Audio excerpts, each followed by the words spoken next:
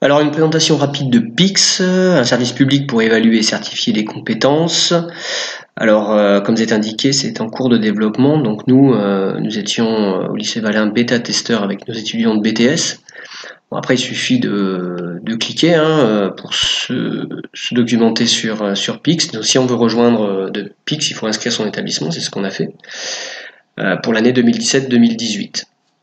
Voilà, donc je me suis connecté, il faut être simple, peu importe, avec mot de passe, peu importe, je me connecte.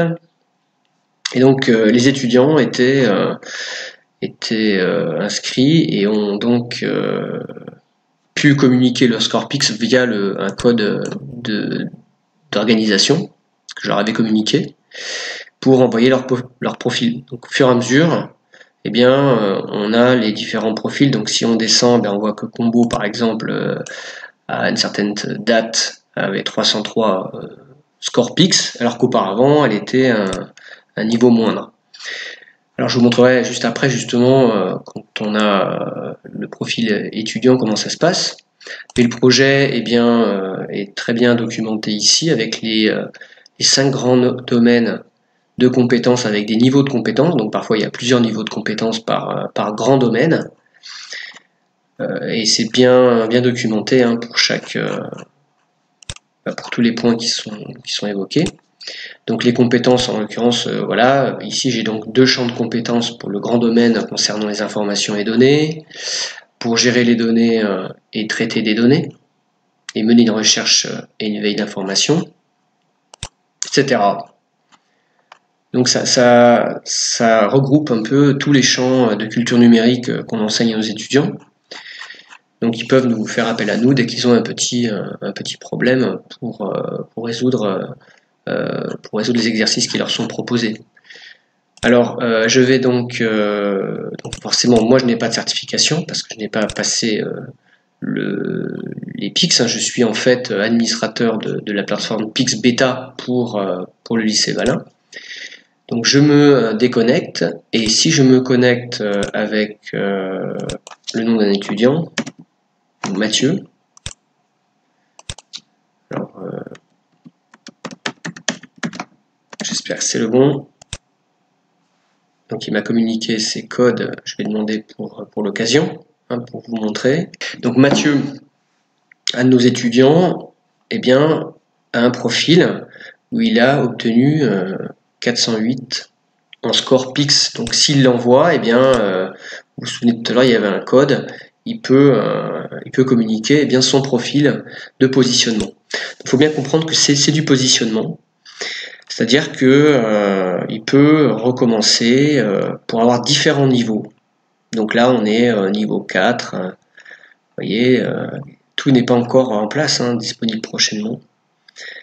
Donc ils avancent donc dans les différents champs de compétences en fonction des 5 domaines, donc 16 compétences. Donc voilà. Et quand vous choisissez un test, vous descendez ici, voilà. 16 compétences à tester. Alors, le projet, il est aussi documenté quand les étudiants se sont inscrits sur la plateforme. Il faut bien comprendre qu'ils se sont inscrits au départ, quand on s'inscrit sur n'importe quelle plateforme. Et les compétences, vous voyez, c'est exactement la même présentation que tout à l'heure. Alors, en termes de certification, donc 10 de nos étudiants ont passé les certifications. Bon, moi j'ai leurs résultats, mais j'ai contacté donc la responsable de la plateforme PIX, et les résultats seront sous forme d'une certification PDF qu'ils pourront utiliser dans leur CV, mais bien qu'il l'ait obtenu, pour l'instant ce n'est pas encore placé sur la plateforme. D'un point de vue pratique, la certification a impliqué que les étudiants au préalable aient pu se positionner sur au moins 5 compétences, et sur ces 5 compétences avec un niveau minimum 1. Vous avez vu tout à l'heure que pour Mathieu, il était par exemple niveau 3, niveau 4. Sinon, ils ne peuvent pas passer le test de certification. Donc au moins 5 compétences. Vous vous souvenez, il y en avait 16.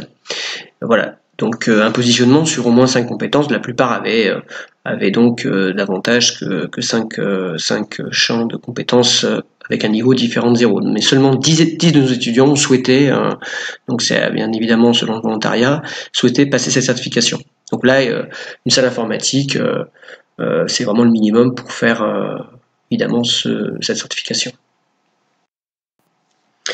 Alors comme c'est indiqué ici, la durée envisagée de 1h30 à 2h, en fait c'était un petit peu moins parce que il n'y a pas forcément les 16 compétences qui sont testées, en tout cas sur lesquelles s'étaient positionnés nos étudiants. Alors l'enseignant, donc c'est moi qui était à l'initiative de cette certification, donc j'ai reçu par le responsable PIX une feuille d'émargement en fonction des étudiants que j'avais sollicités au préalable afin de les faire émarger, tel que prévoit la certification PIX. Donc il y a une sorte de vadémécum pour faire cette certification, sans fraude, etc. Et pour l'élève, pièce d'identité avec photo, bon voilà, évidemment ça n'a pas été nécessaire, mais l'idée c'est de rendre les choses assez sérieuses en termes d'organisation. Voici donc le document en question. Il s'agit d'un PV de session de certification complété par les étudiants qui ont donc indiqué leur nom, leur prénom, leur date de naissance, qui ont donc émargé en entrant dans la salle informatique le jour où a eu lieu la certification. Et donc mon rôle en tout cas, ça a été de veiller à ce que tout se passe bien tout simplement et de noter les petits problèmes. Donc là on pourra en discuter, surtout sur des problèmes de sites bloqués par le rectorat, mais ils en ont tenu compte au moment de la certification. Donc parfois il y a des vidéos bloquées, des pages qui n'apparaissent pas, donc ça fait partie aussi des incontournables qu'on peut avoir lors d'une certification informatique. Alors comme je vous le disais précédemment, le jury de certification a tenu compte des commentaires. On peut voir dans ce tableau les différents commentaires pour les problèmes évoqués précédemment. Donc en l'occurrence, l'épreuve problématique a été neutralisée, c'est-à-dire que la compétence a été validée parce que en fait, il recoupe, on va le voir un peu plus loin, il y a un calcul qui est fait, il recoupe il y a un ratio de réussite.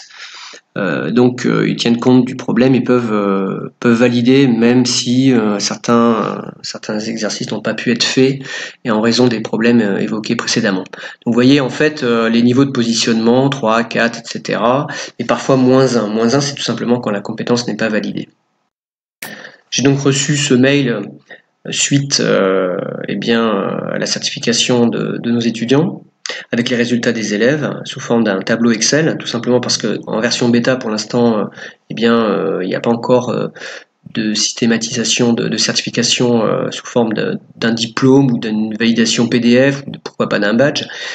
C'est donc pour l'instant simplement déclaratif par ce biais d'un fichier Excel, mais ça ne veut pas dire que ça ne va pas se transformer par la suite par une autre forme de validation. Et on voit ici les règles concernant la validation ou l'invalidation des compétences et le calcul qui est réalisé. Donc il y a une certaine transparence vis-à-vis de cette certification.